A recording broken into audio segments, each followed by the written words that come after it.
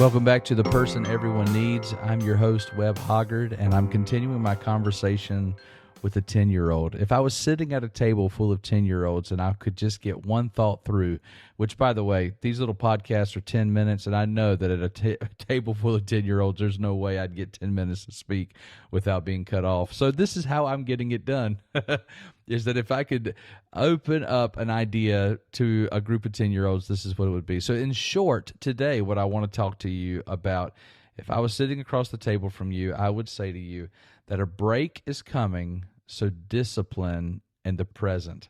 What that means to me is that I want you to understand that when you're in your classroom and you've got that bully that's bothering you, you've got that teacher that's on your case, when you come home every single day and your parents are making sure that your room is clean and all that, like when you feel like everybody is just constantly bothering you, I want you to understand that in the midst of all that tension, that there eventually will be a break from that. There will eventually not be that constant roar of complaints, of accountability.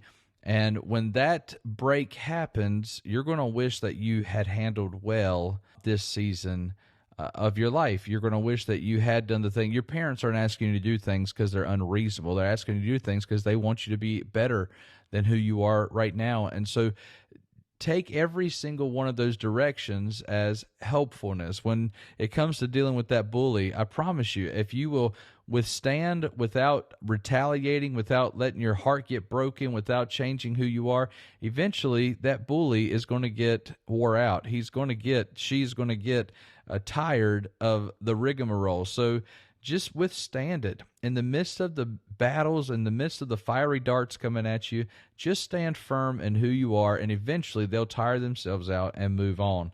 They will get over it. That's what I tell my kids all the time, when they're fighting over. It's funny, when you bring up a toy or you start playing with something, suddenly it becomes interesting to somebody else. And I'll say to people all the time, like, you can either give it to them and they'll lose interest in it in a few minutes and you can get it right back, or just keep playing with it and tell them no and understand, like, they're just going to be interested in it because you are. That's going to be your whole life, by the way. The thing that you're interested in, it brings energy, and it brings other people's energy. And so you need to be mindful of how you live your life is going to influence other people. And that's why sin is such a detrimental thing, because it doesn't just bother you, it also bothers those who are watching you. But it's also why doing good is such a powerful thing. I guess what I'm trying to get at to you today is that there is going to be a break in the future. There will be a time where that bully is no longer there. There will be a time where your parents no longer are on your case anymore. There will be a time, and you have to work on this as you get in the future, because what you'll do is you'll overbook your schedule. And you'll be freaking out like, oh my goodness, I don't have enough time. I'm wore out. I'm never going to get a break. But then a break will come. And if you haven't been disciplined during the tight times in your schedule, then you'll waste that day off. A break is coming, and it's up to you to utilize this break. I'll tell you something else. Financially, budget. One day you're going to want to budget your money. That money is going to be tight. From time to time, there's going to be seasons of your life where you're going to say to yourself, I don't have any money. But then a break will come. A check that you didn't expect will come in. A gift that you didn't expect will come in. Help will come in at a time you didn't know it, and you will be blessed. But if you're not disciplined with what you are given, then you'll waste it. I'm telling you that the relief that you're waiting for is on the way. But if you're not intentional during the midst of the lacking, you won't be able to use what's coming when it comes. I'll say this spiritually as well. Some of you today, you're praying. You pray for God to give you direction in life. You pray for God to give you help to endure, to give you patience, to give you a vision of who you're going to become. And you also are praying that God would send you a spouse, that God would give you the family that you want. Like, you're praying all these prayers. And I'll just tell you, those things are going to come. But if you haven't prepared in the meantime, you won't be ready to receive what you've been praying for. So you have to prepare. You don't only pray, but you also prepare until those things come to pass. Financially, in life, the way it looks like is this. I create a budget. I know that at the end of the month, I won't have any money because I have spent every dollar that I have. And I pray to God that he would give me help, to give me wisdom. And during that month, sometimes maybe there's a bill that doesn't come through, or maybe there's a meal that I didn't have to purchase or whatever. And at the end of the month, maybe I have $100 left over. So what do I do with that $100? Well, do I go out and waste it because it's left over? No. Or do I use it to help me get ahead next month? That's another way to use it. Do I save it? Do I put it in a savings account so that I can start putting aside those things? If you don't think about these things before they happen, you won't do what you need to when they do happen. You have to have this idea that I'm going to decide before I'm in the circumstance. Before I get the break, I want to decide what I would do with the break.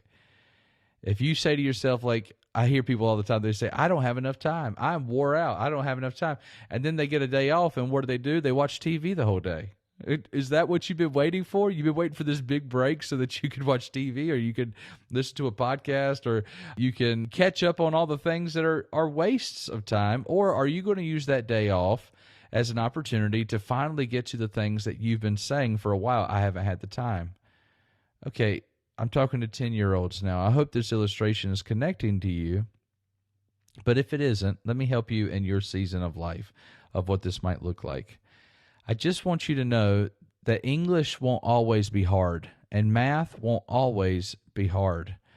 There's a break coming, but you've got to put in the work now. One day, you're going to find your stride somewhere, and when you do, you're going to be able to use that joy that you get out of that for the rest of your life, perhaps. But in the meantime, you have to be diligent now, especially in things like math, because if you're not diligent today, in 2 months from now, when your grades are horrible, you're going to be blaming everybody else on the earth. But the truth is, you were the one who stopped paying attention to the things that mattered. You were the one who set yourself behind, and now you're angry that you can't catch up, that you don't understand. But it was because you got lazy before the break came. But when the breakthrough comes, there's nothing that you can't accomplish. Spiritually, you keep praying for the future, and God's going to bring to pass the very thing you're praying for. But while you pray, prepare, because when he brings it, you need to be ready to step into it.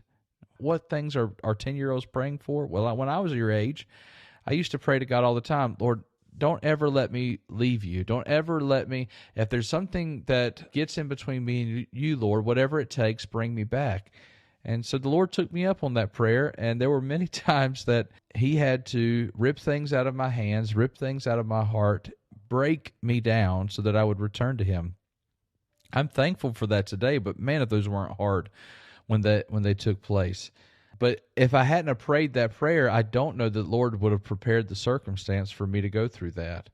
I've also prayed prayers for my spouse. I've prayed for my wife since I was a young kid. Since when I could pray, I used to pray for her. And I'm seeing a lot of those things come to pass in my marriage. I prayed for my boys that I would be the man they needed to be.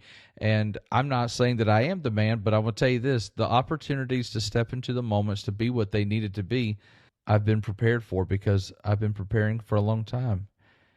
Being diligent is basically deciding who you're going to be. In the next few years, you're going to have to make a lot of decisions about how you handle your hormones and how you handle relationships with the opposite sex and how you handle the way your reputation is going to be perceived and how you handle your finances.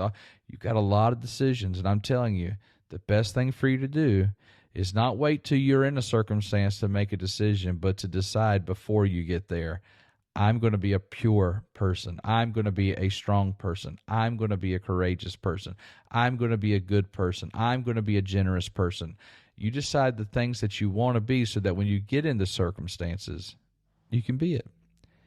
I always like asking myself this question, that one day I'm going to get to tell the story of what I'm doing right now. And what story do I want to tell?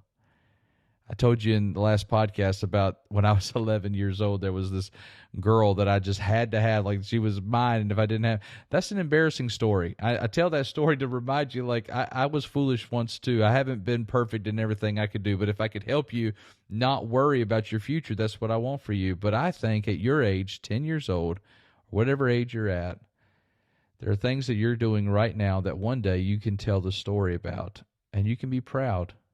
You can be proud you said no to that girl or that guy. You could be proud that you set aside a little bit of money when you didn't have much at all. You can be proud that you were generous. You can be proud that you forgave when the person didn't deserve it. You can be proud that you let people off the hook, that you gave grace when they didn't deserve it. You can be proud of the person that you're becoming. And the truth is, if you fulfill the story that you want to tell, you just might be the person that everyone needs.